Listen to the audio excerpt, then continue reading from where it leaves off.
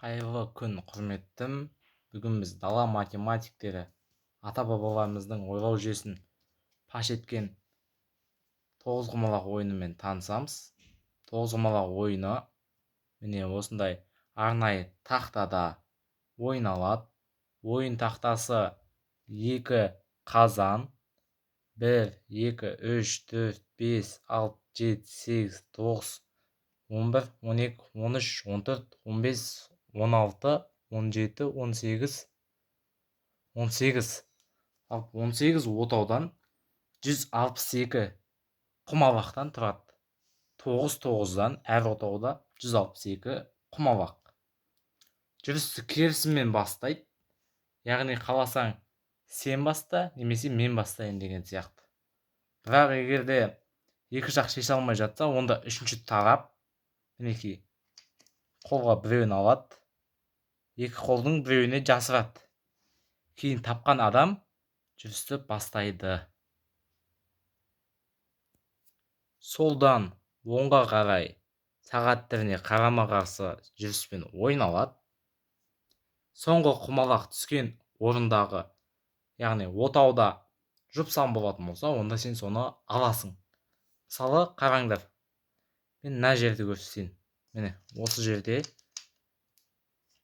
міндетті түрде бір құмалақты жайына қалдырып кетеміз. Кейін бір құмалақпен тастаймыз. Біреу, екеу, үшеу. Қазір камера нашар болып жатыр. Мінекей.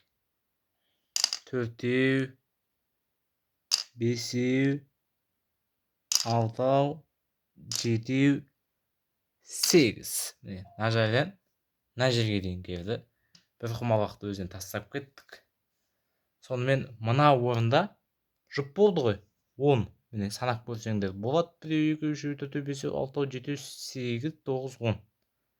Енді бұны не істеймін?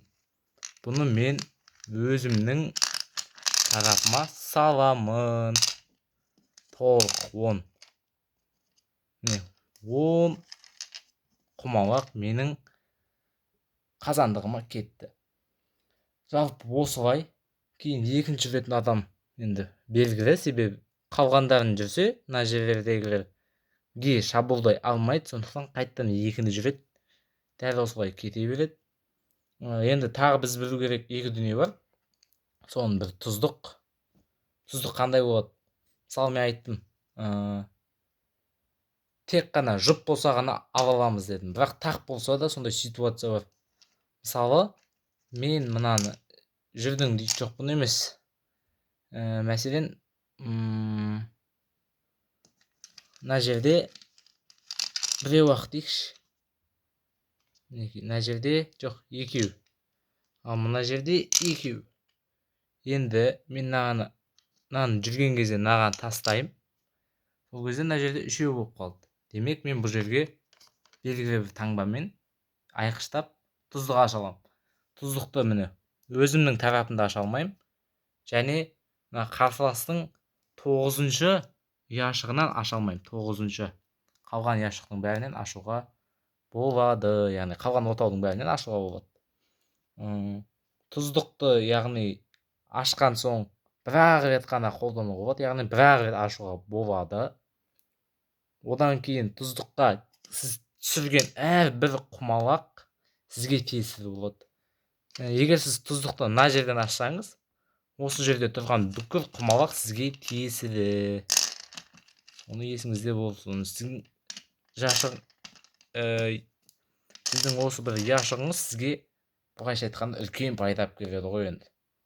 Екінші ереже, бұл енді ацырау деп аталады.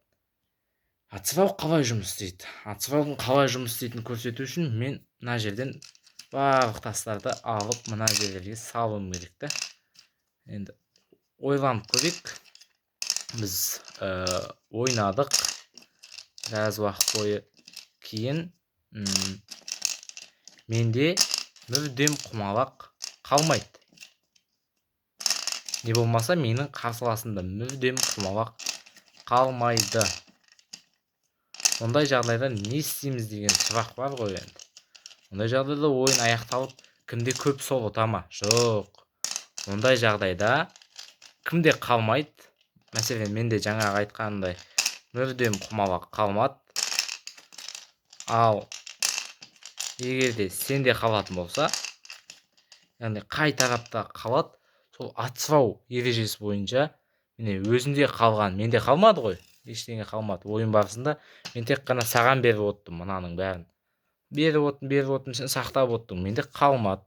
Сондықтан сен осының барлығын өзіңнің қазандығыңа сала аласың. Мына жердегі қазандыққа, яғни өзіңнің қазандығыңа сала аласың осының бәрін. Ендеше видео түсінікті деген ойдамын. Сіздерге осы видеоны соңына дейін қарағандарыңыз үшін рахмет. Лайк басып, каналға тіркеле кетсеңіздер мен үшін үлкен қолдау болатын еді. Сау болыңыздар.